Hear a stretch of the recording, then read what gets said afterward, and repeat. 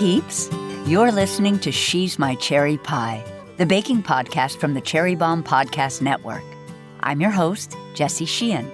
I'm a baker, recipe developer, and cookbook author, and my 4th book is coming out this fall. Each Saturday, I'm hanging out with the sweetest bakers around and taking a deep dive into their signature bakes. Today's guest is Jezabel Careaga. Jezabel is the chef and owner of Jezabel's, a beloved Argentine restaurant and bakery in Philadelphia. She opened her establishment in 2010 and is known for having some of the city's best empanadas. Jezabel joins me today to chat about her early memories of cooking with her grandmother, her culinary journey from Argentina to the U.S., and how she manages her restaurant and bespoke furniture business. Then, peeps, we talk about her classic empanada recipe. You're going to love hearing about the process and learning Jezabel's secrets for forming these crispy, comforting pockets of deliciousness. Don't forget to visit cherrybomb.com for today's recipe. Stay tuned for my chat with Jezabel. Thank you to Plugra Premium European-style butter for supporting today's show. As some of you know, I've been a big fan of Plugra for some time now and was introduced to it at my very first bakery job when I was just a newbie baker. Fast forward to today, I'm a professional baker, cookbook author, and recipe developer, and I continue to rely on Plugra for all my baking needs. My fridge is always stocked with Plugra sticks and solids. I especially love that Plugra contains 82% butter fat. The higher butter fat content means less moisture and more fat, and as bakers know, fat equals flavor.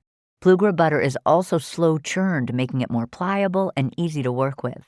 I do a lot of baking this time of year for work and for myself and my family. Comfy bakes like my pistachio chocolate anytime buns and cinnamon sugar buttermilk donut holes, and I always reach for Plugra unsalted butter. I've also been making a lot of yeasted breads lately, and I love the buttery flavor Plugra adds to my dough. Plugra Premium European-style butter is the perfect choice from professional kitchens to your home kitchen. Ask for Plugra at your favorite grocery store or visit Plugra.com for a store locator and recipes. Let's check in with today's guest. Jezabel! So excited to have you on She's My Cherry Pie and to talk empanadas with you and so much more. Yes, well, thank you for having me. I'm excited to be here. So you were born and raised in Northwest Argentina, and I've read that you learned your family's recipes alongside your mom and your grandmother. And I wondered, were the recipes that you were learning and the things you were cooking with them, were you doing baking as well as cooking when you were little, or was it mostly just cooking? I mean, it's a mixture of both. And today also is a mixture of both. There was a lot of running around in the kitchen with my grandma when she was making pasta and gnocchi and peeling potato. But like once a week or so, she will make bread as well, just to have bread for the week.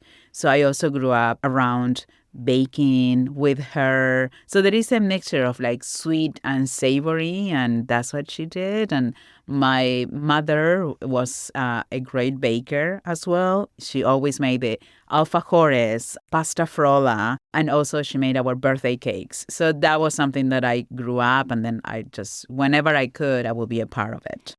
And I know that when you were cooking and baking with your mom and your grandmother, there were no recipes that were ever written down. And so when you now try to develop recipes that remind you of home, you sort of have to approximate what the recipe is from your taste memory. Yes. How does that work? You sort of have the idea of the thing they made and you want to replicate it, but you can only sort of remember how it tasted?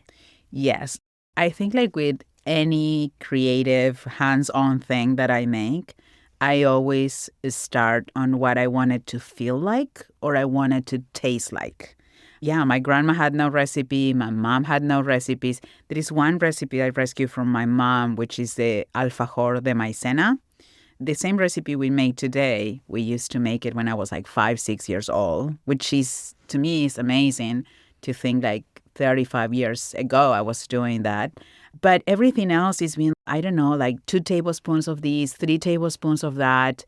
And then I learned to use a scale for anything and everything.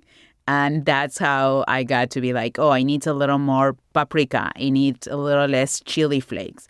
Now, if you ask me to develop a recipe, I was like, oh, we're going to use 500 grams of beef. I need 5 grams of salt, 3 grams of chili flakes, and it works because now I have learned over time the proportions. So I know that you maybe began baking alfajore when you were 5 or 6 years old, and your mom would make them sometimes for birthdays and special occasions. You also talked about early memories of like you being in the kitchen, being the dishwasher for your grandmother and your mother, which is so cute when you were little. And then also pretending to be a merchant, like pretending you had you had a little shop when you were a little girl. I thought that was so dear. Does this mean that from an early age you knew that you would pursue food as an adult? Like, was it already something that excited you in that way? Yes. You're taking me to my parents' garage. You really are. And yeah, part of my heart is I'm a merchant. Like, I love to just the interaction, the shopping, the selling. My parents and my grandma's backyard were my playground. I was like a free child, spirited wise. And I used to like gather stones and little leaves, and I pretended that I had my little grocery store. And I had this little crossbody, like little bag that most likely I got it for a birthday or something. Yeah, those are like very vivid memories. I haven't asked my parents if I ever mentioned about being like, back then, I want to bake, I want to cook, or I want to have my own store. But I do have those images very clear on my mind. I did have this idea when I was 24. I was finishing business school. I was developing the business plan for the company I was working for. And I had a little extra time. And then I was like, well, maybe I should make a plan for the day that I'm 38, 40. And I have my own tea house with a catering side. And then I have all these windows around me. And there is a lot of light. We have like an open kitchen. Yeah, after I had my career, that's what I will do. Yes. And it happened when I was 26, I love 27. Those things come around. And when you're in your mid-20s, you're like, sure, I'll do it. That sounds like good. And here I am. And then I got to be 38, 40. And then I was like, oh, I already had the career and I did the business. What do I do now? I love that. I love that. You did study hospitality management and received your MBA. So you already knew you kind of wanted to be in that world of, I guess, that merchant world in a sense of dealing with the customer of hospitality. And then you came to the United States and you founded Jezabel's Cafe and Bakery. And just to clarify, did you go to school in Argentina or did you go to school here? I went to school in Argentina. I did hotel management and then I did business. Languages was always part of my life, so I just kept studying that. And yeah, I moved here when I was 25. How old were you when you opened the cafe? I believe I was 27 because we opened in 2010. Yeah. I moved to Philly in the summer of 2009 to start working on it. It took way longer than I expected, as it usually takes. Yep. Yeah, in June 2010, we opened, and now I'm looking ahead and I'm looking back because in a way, I'm looking at June 2025 when we will turn 15. I'm also looking back and wow, it's been 15 years. Jezabel's Cafe and Bakery, it's in Philadelphia. It's been described, or maybe you describe it, as a modern expression of Northwestern Argentine traditions, very much inspired by your grandmother, who you obviously spent a lot of time with her. And I know it was like updated interpretation of Argentinian pastries and empanadas and homey dishes that you grew up with, as opposed to just focusing on steak and red wine. Yeah.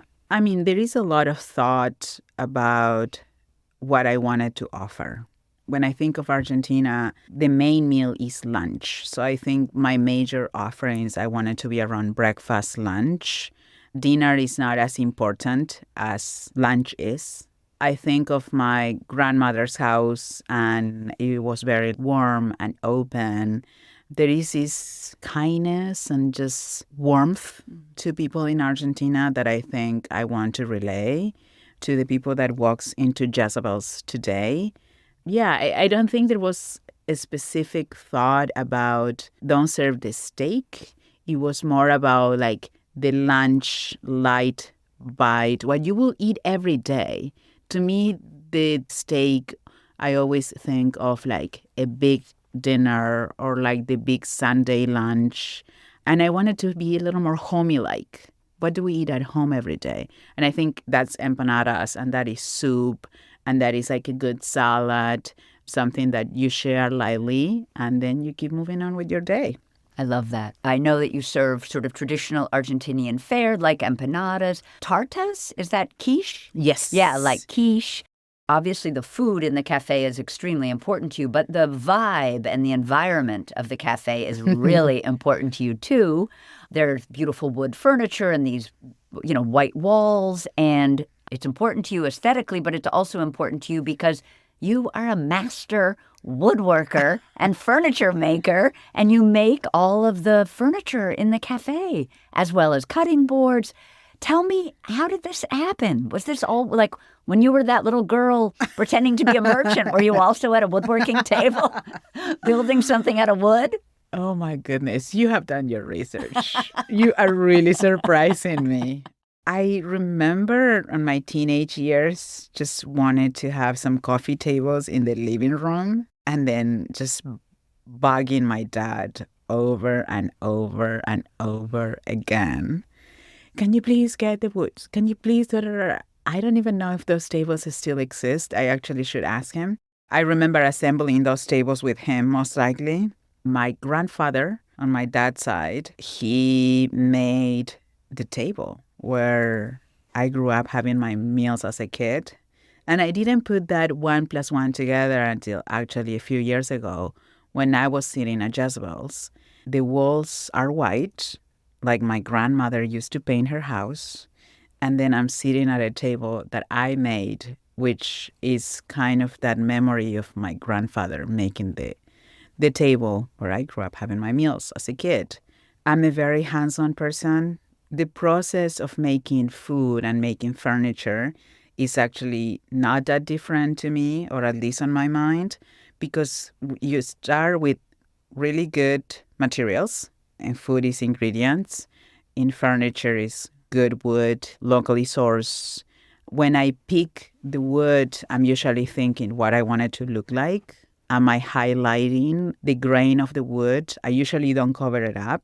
And I try to use as many sustainable finishes as I can. When it comes to food, don't do much. I just grab the ingredients, I put them together, and I try to highlight each thing. So the way that I think about food is very similar to the way I think about furniture.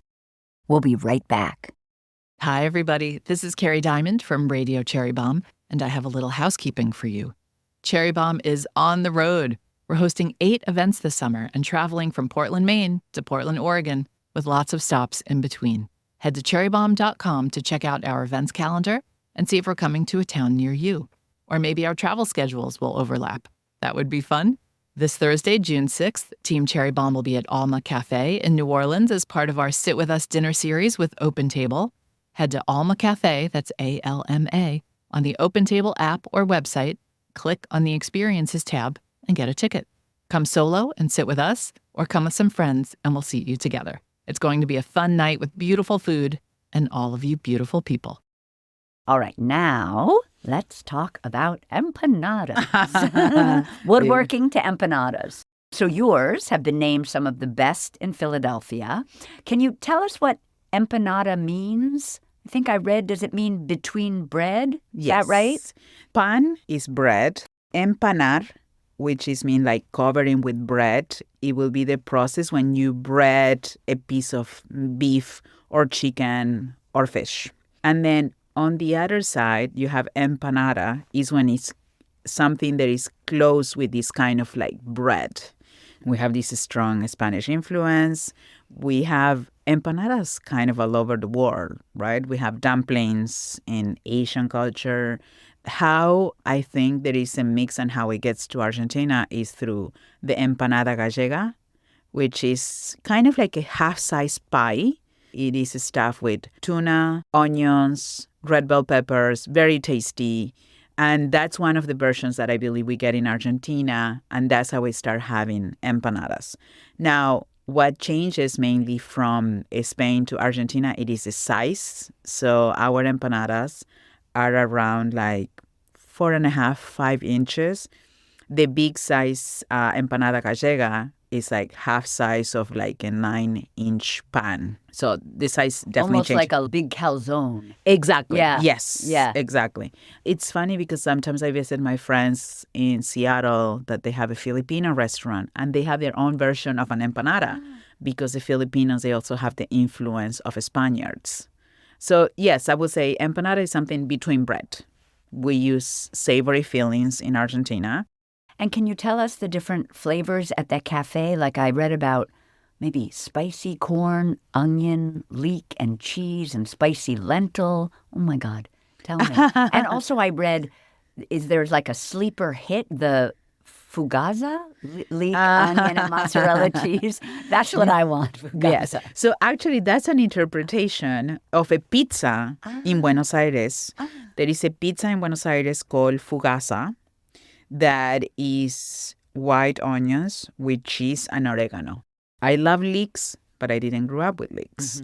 But I want to add leeks, so there is always this kind of like, I didn't grow up with it, but I would like to add it. So let's come up with something. So I grabbed the flavors of that pizza, and then we came up with these onions, leeks, cheese, and a little bit of oregano. But then the beef ones, the traditional beef ones that we have, it's a mix of a recipe. From one side is the memories of the beef filling that my grandmas used to make, a little bit of spicy, paprika, cumin. And then I love raisins on my empanadas. We used to go to my Auntie Nati house, and she always put raisins on her empanadas. It's not common to find an empanada in Jujuy, where I grew up, with raisins, but you will find it on my Auntie Nati's.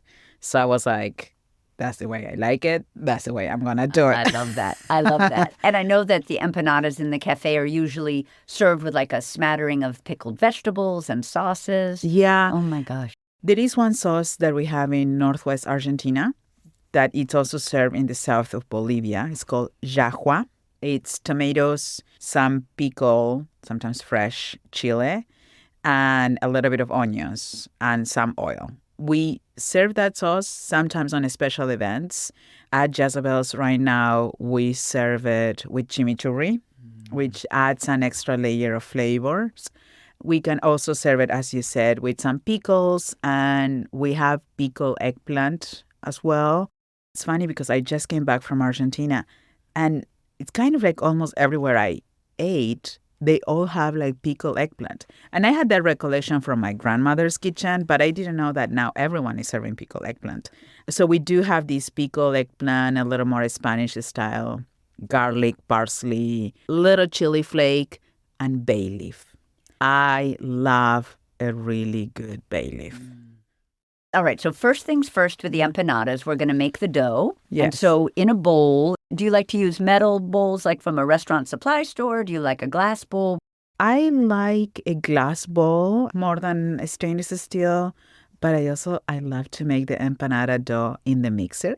Oh, good. Well, we'll talk about both ways. Yes, this is a super easy dough. Yes. So we're going to start with King Arthur flour. Okay. All purpose. Okay. That one has a good amount of protein, and consistently you're going to get a good dough. Yep. So you put your flour into the bowl. You make a little well. Yep.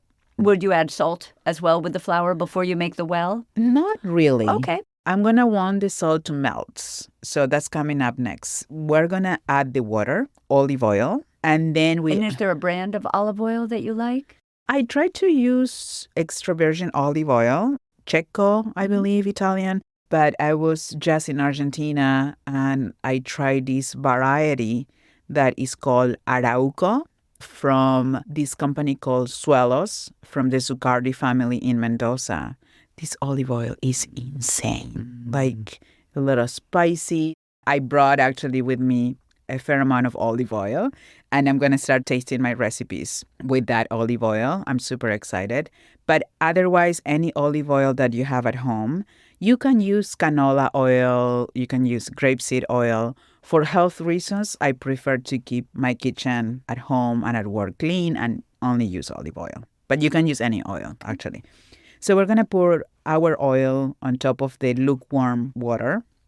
And then we're going to put a little pinch of salt. So we have the well in the flour. We pour in water, we pour in oil, and a little pinch of salt. Yes. If you're going to use the dough the next day, and I will suggest adding like a tad of lemon juice that you just squeeze a little bit of lemon on the water or a little bit of white vinegar. Now, why do you need the acid? Actually, we're going to use it a little more as a preservative. So that's going to keep the dough not going brownish. So if you're working on any recipe that is a pie dough, definitely empanada dough, something that you're going to roll, to your water, you can always add a few drops of lemon juice or white vinegar, and that's going to protect the dough of going brown. And then the dough is going to last 2, 3, 5 days, and you're actually lengthening the life of the dough. Incredible. It's funny, in my pie dough recipe, I add a little bit of apple cider vinegar.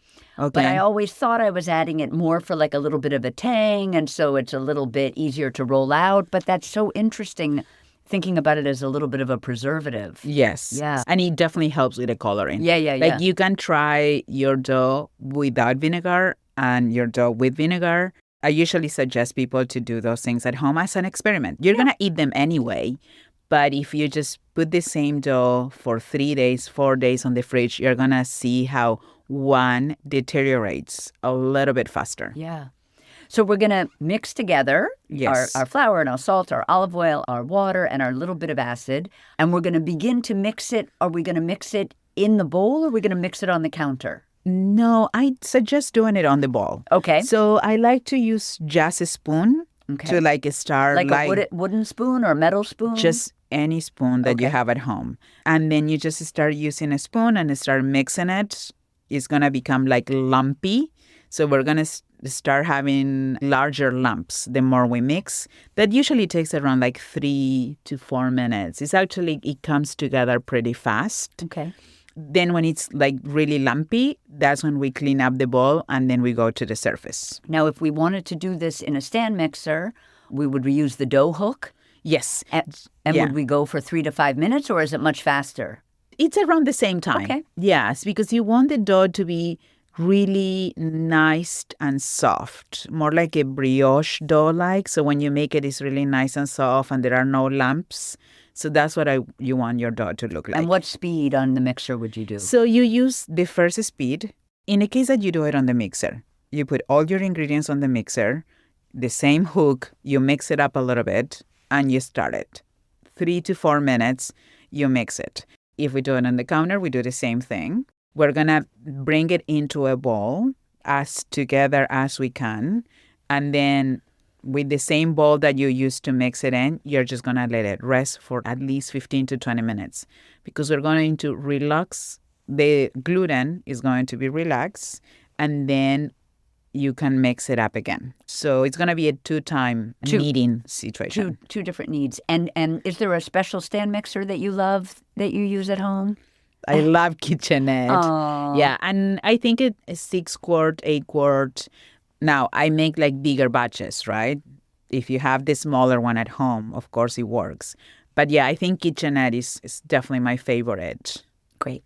So we're going to cover the kneaded dough. If it's in the bowl, we'll cover it with a towel, or if it's on the counter, we'll just cover it with the bowl. We can flip the bowl over, and we'll allow it to rest around 15 minutes or so. Yeah. After it's rested, we'll knead again for 2 to 3 minutes. Yes. And what are we looking for? Quite smooth? Is it soft? You want like a soft dough. Before rolling it, we're going to let it rest. So after our second knead, we're going to let it rest a little bit again. And then we're going to cut it in half or in quarters. We're going to start flattening it with the palm of our hand. And is this on a floured surface? Do we need flour? Lightly flour. Lightly okay. Flour. We don't want to add too much flour to the dough because then we start drying it out and it's going to become harder as we get towards the end of the dough as well. So we've cut our dough in half. We're spreading the dough out just with the palm of our hand. No rolling pin yet until the dough is about a 1/4 inch thick. Yes. And then we can start rolling the dough with the rolling pin. Yes. Do you have a certain type of rolling pin or a certain brand of rolling pin that you like? I like the one with the handles. Yep. That's the easiest one. Yep. I grew up rolling the dough with the French one, I believe, the one that doesn't have the handles. With tapered edges or straight? Yes, taper edges. Yeah. I grew up with that one, but I do prefer the one with the handles. Yeah. We want to lightly flour the surface, but you don't want to do too much. I have this reference when I do cooking classes and people see me doing demonstrations. You want to treat your dough like it's a delicate piece of silk. When you don't want it to stick to the surface, so you're going to have enough flour to be able to move it and to shift it. But if you treat it like a delicate piece of silk, you're going to like really put your hands underneath, lift it up, fold it in half, flour a little bit, roll it again. That would be my way to do it. You want to get it 1/8 of an inch of thickness. We're talking about like 2-3 millimeters. You don't want your dough to be too thick, or you don't want your dough to be too thin. So usually when we cut a circle around like 5 inches, each circle is between 32 and 34 grams. Oh, that's good to know. That gives you like a good idea to know if you are on track. Do we use like a large cookie cutter too, or a large biscuit made like the 5-inch cutter? Yes. That's just something that you purchase? Yeah. You can buy that on Amazon. There is this brand called Ateco. Yes. We buy their cookie cutters. We use the largest one for the empanadas. We use the medium-sized ones for scones. And then we use the smaller ones for the alfajores. Yes, perfect. So this is the one thing that you have on your drawer, but then you can use it for several things. Yes. So I definitely recommend that one. And that's the best brand because we have tried many that are a little more flimsy. They're not as sturdy, but that definitely always works. And then once we've rolled out our dough, we've cut it into 5-inch circles. Can you use the scraps? Can you put the scraps back and re-roll those? And then we put our 5-inch circles in a stack? Yes. And then do we cover it? Yes. So what I usually would recommend is if you have some kind of plastic container, Pyrex with a lid, those are like the best ways to do it. I definitely suggest a Pyrex with a lid because then you just do like 10 to 12 per stack. You want to maintain and keep the moisture of the circle. So that's why we don't use a lot of flour when we are rolling the dough. And we're not going to add more flour once we cut the circle. We just pile them up. You will be surprised, but you have to trust me on this one, that the circles are not going to glue up together. If you follow this recipe to the T, the grams of water that you're supposed to, you shouldn't have a problem. If the dough is a little bit wet, then they're going to tend to like stick to one another. But if the dough is the right consistency, you shouldn't have a problem. The other thing that I recommend, once you pile your little circles, you put it on a tight sealed container, send it to the fridge. And actually, the circles work better the day after than the day off. So this is something that you're like, today I'm going to do my empanada prep. So you do your circles, you do your filling, let everything chill and kind of set a little bit. And then the next day, you're going to have better empanada circles and a tastier filling. I love that. I love that. I love anything you can make ahead. So we're going to make the beef filling. Yes. We're going to heat some olive oil in a large skillet over medium heat. We're going to saute some onions until clear, maybe 3 to 4 minutes. We're going to add some ground sirloin beef, breaking it down, mixing with the onions. We're going to add some salt. Is the salt kosher? Do you like to use kosher? Yeah, we use kosher salt. Yep. Yeah. Yep. And then some paprika and cumin and chili flakes. Mix that up. Let it cook for 7 to 10 minutes. And then you say remove from the heat, transfer to a bowl, and chill for 2 hours or overnight for best results. And it's just sort of the flavors of the filling. I understand the empanada shells because those are, of course, you're relaxing the gluten by letting it rest for longer. So they're going to be tastier and easier to work with. But the filling is the same, just like it allows all those flavors to meld together overnight. So it's tastier. Yes, but I will also say it's also for technical reasons because you want a filling that has set. The one thing I would recommend about the beef, if you have a good butcher, ask your butcher to get the beef on a coarse ground. Then that way you are biting into a little more of meat than it's pasty. Like I'm very, very careful always about texture. When I think about a bite of food, I want it to be crusty. I want it to be juicy. I want it to bite into something. If you have a butcher, ask your butcher, coarse ground, single ground. Those two things are super important. And then we let all the flavors sit. When we're scooping the filling to go into the dough, if it's slightly warm or hot, it is going to have the effect that it's going to soften the dough. And then your dough is going to become a little bit messy and it's going to spread out. So that's why you don't want a warm-ish kind of a filling. Everything sets, the meat gets tastier, and then you use it the next day. And also you can take it out of the fridge and soften it up a little bit just by being at room temperature because you want to be able to scoop it when you're shaping your empanada, but you definitely don't want it to be warm. Once the mixture's cold, we're going to add some scallions, and we're also going to add some olives. What kind of olives do you like to use? Just any like green olive, like a manzanilla is good, or any green olive that you get at the supermarket is good. Like you said about your aunt and her raisins, we're going to add 1 or 2 raisins when shaping. Why do we wait to add the raisins? And why so few? Like, why wouldn't you put in more raisins? Because I'm that particular. I love that. I'm sorry. No. The reason that we're going to put like 1 to 2 raisins is because I don't want it to become this whole sweet thing. I don't mix in the raisins because the raisins are going to soak the filling flavor, and then you're going to get a hint of sweet, but it's not going to be that much sweet. If you mix the raisins also in the filling, they're going to get lost. So you might get one empanada that has a spoonful of raisins, and you might get an empanada that maybe had none. So you can control a little more by putting like a spread out in the empanada. So you get kind of one when you're taking their first bite. Maybe you don't get more in the empanada. Maybe you get a second one. The raisin is a surprise. I love that. So now we're going to assemble. We're going to place the empanada dough circle on the counter, not floured. We don't need to flour at this point. No. We're going to put the moistest side of the circle up. So if one side is a little bit more moist than the other, that one is facing up.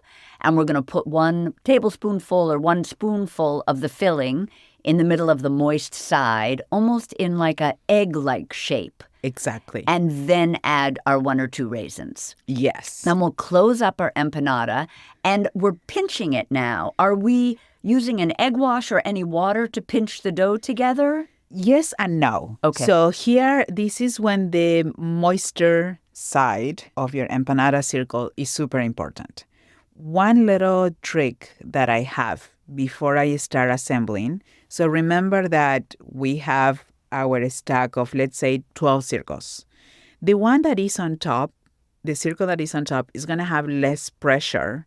So what I tend to do, I grab like the 2 or 3 circles on top and I move them to the bottom, and then I flip the bottom up.